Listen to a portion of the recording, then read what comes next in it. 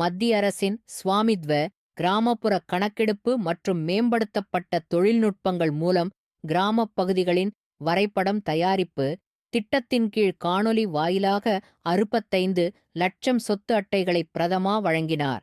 வணக்கம். நீங்கள் கேட்டுக்கொண்டிருப்பது தி பெஸ்ட் கோச்சிங் அகாடமியின் சிறப்பு செய்திகள். ஸ்வாமித்வ திட்டம் தொடங்கப்பட்டது. கிராமப்புற பொருளாதாரத்தை மேம்படுத்தும் இத்திட்டத்தின் கீழ் கிராமங்களில் உள்ள நிலங்கள் ட்ரோன் மூலம் கணக்கீடு செய்யப்பட்டு சொத்து அட்டைகள் வழங்கப்படுகின்றன.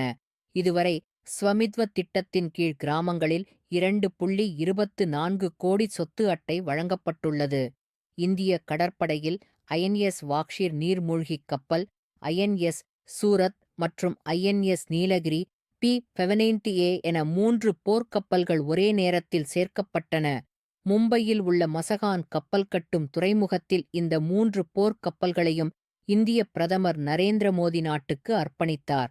டிஎன்பிஎஸ்சி தொடர்பான மேலும் பல செய்திகளுக்கு தி பெஸ்ட் கோச்சிங் அகாடமியின் டெலிகிராம் மற்றும் யூடியூப் பக்கங்களை பின்தொடருங்கள்.